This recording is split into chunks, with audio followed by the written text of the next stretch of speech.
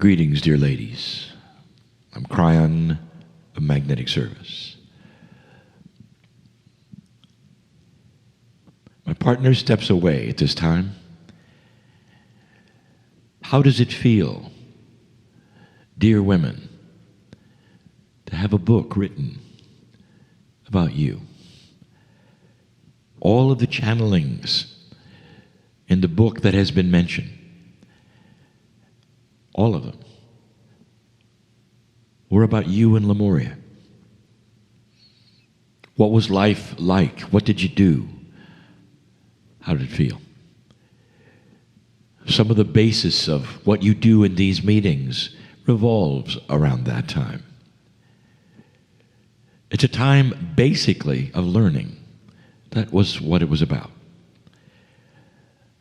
In fact, so many of the ceremonies that were carried out in Lemuria by women were mainly to teach the younger women in the ceremonies. There was so much teaching there about the core truths, the ones that would last on this planet and hopefully someday reawaken in the Akash of women all over the world who would remember the teachings of a shaman. It's why you're here. Of course, there are still those who would sit in the chair in this year and say, I can't really relate. I believe you, Kryon, I can't relate. That's so common because we're asking you to remember a reality that was so long ago. But dear ones, it is the first etched memory of your Akash, the first life. The one with 23 pairs of chromosomes. So I'm going to take you back yet again and give you another memory to ponder, to look at. These things are real. The things that I give you now are real. They represent a reality of the distant, very distant past, but a reality that is carried within that which you have, which you call the Akashic record. A record of all of your lifetimes and the things that you've learned and the things especially that emotionally impacted you. Nothing impacted you emotionally more than that of seeing the Star Mother for the first time.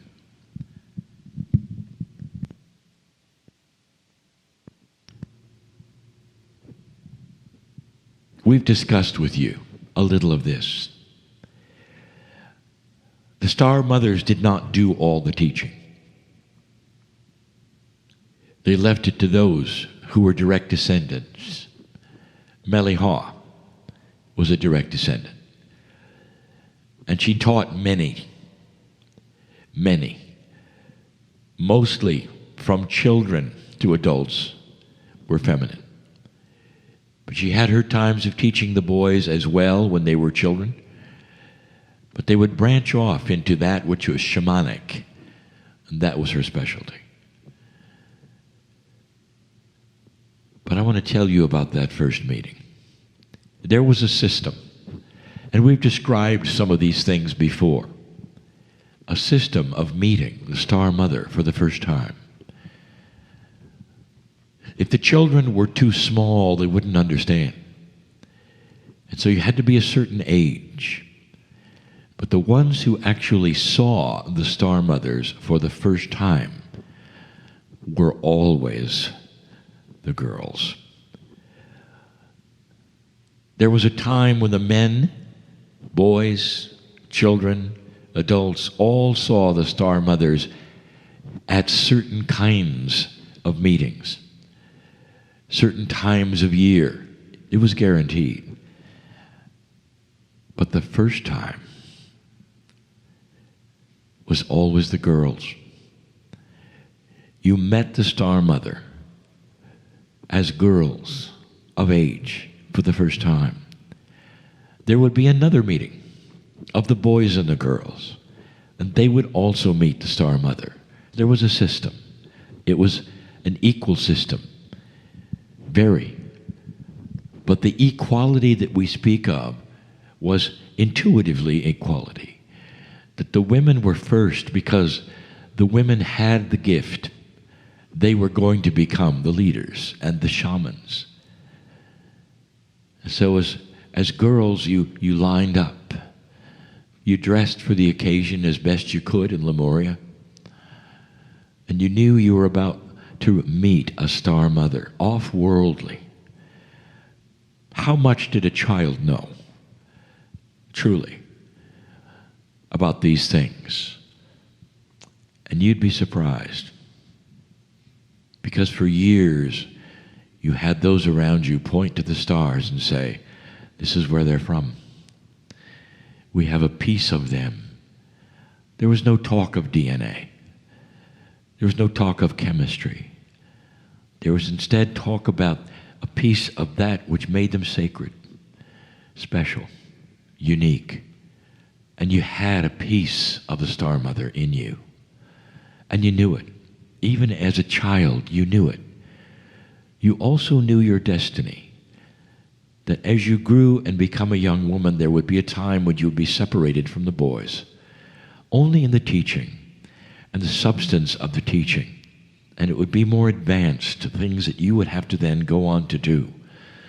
There would be a great deal of teaching about intuition and how to work with it and how to trust it. But there was nothing like that first meeting. You lined up and you came into a room, a specially prepared room, one that was only used to meet a Star Mother. And the thing about it, that wouldn't be today's method, is the Star Mother was already in the room when you arrived. Today there is a sense of drama.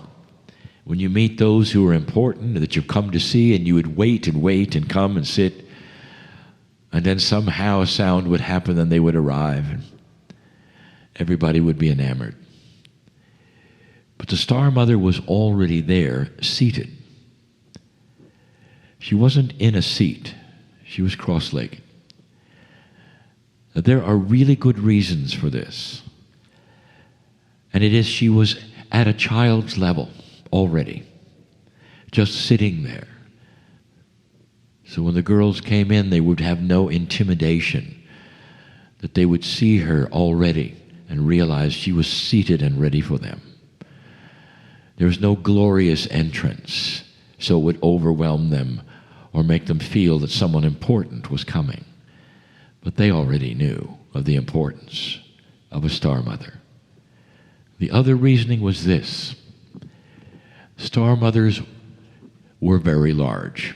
They were tall, taller than most humans are even today.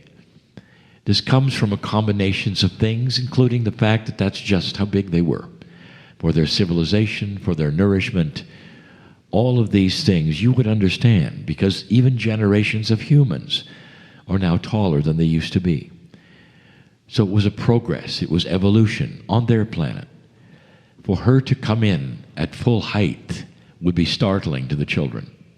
And that's the last thing we wanted for the girls. And I say we. Dear ones, I was there. I was there in a form that was not that which is of any human. I was there because from the beginning, the other side of the veil has always been represented in the sacredness of those from the stars. Part of the entourage, even, of those from the stars. What you saw might surprise you if I described it today. There she was. So interesting that she didn't look real. The Pleiadians always had something that you were never able to paint or draw when it came to the way they looked. The skin was slightly translucent, more than yours. And so it always showed a color. Now, dear ones, just so you know, the Star Mothers was a civilization of color. It wasn't Polynesian. It wasn't black. There was almost a tinge of other colors within the skin, but not so that you would then say it's blue or it's green.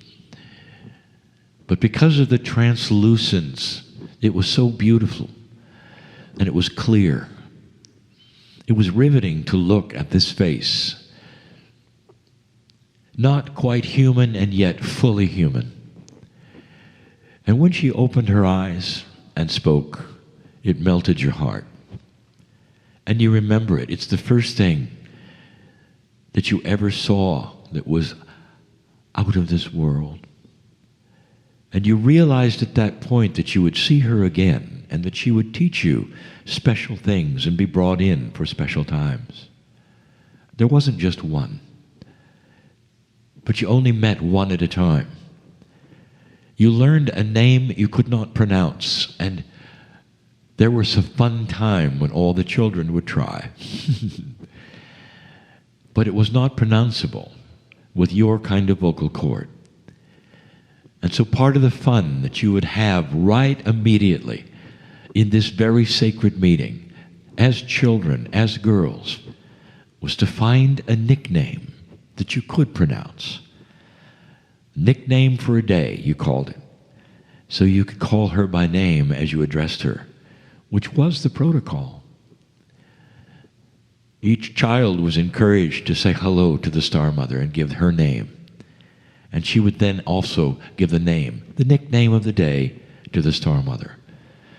It didn't trivialize anything. It made it one-on-one. It made it easy and fun and loving. It was a mother, after all. You'll never forget it. It's etched into your memory. Earlier today, I channeled something called the spark. Something that occurs after the last breath is taken on earth when you go, oh my, oh my. And you realize everything you didn't know. And you see everything you couldn't see. And you realize you're magnificent. There's a spark in you, ladies. A spark that the men did not get. No boys ever met as boys, independent, with a nickname for a Star Mother. This was the beginning of the shamanship, the teaching, the relaxing of being with Spirit, the loving that's with Spirit, the part that is reverent but not worshipful, the part that knows the mother as you would know a mother. You could see the compassion, the love in the eyes, and it took your breath away. I'm asking you to find the spark. That means the full realization and remembrance of how it felt. None of you are asked to recreate that in 3D or to paint it like it was. All of you can recreate it emotionally because you were there. When I say all of you, every single woman in this room was in Lemuria at one time or another. Every single woman in this room tonight met a Star Mother. That's not always the case. There's always, seemingly, some of those who just come to look around and wonder if they were included. But tonight, you all were. In these sessions, that is becoming more and more common. You feel the call and you're here. I'm asking you at some level to find that spark where you can emotionally remember that moment when you met that otherworldly person, a human looking very different from another place that became the seeds of who you are. And quickly, the color didn't matter. And quickly, the translucent skin didn't matter. And quickly, that voice that she had with a double vocal cord didn't matter. And she was not odd or unusual because you fell in love. She emulated a compassion that is only possible from an ascended being who fills the room with such an emotional charge that all you want to do is sit and sing her name. This was the emulation she gave to you, so that someday, in a far distant future, you could sit with other women, and the exercise would be to find a spark and rekindle it and start learning what you'd forgotten. This is the truth, and I would not tell you it if it were not so. Let the ceremonies begin. And so it is.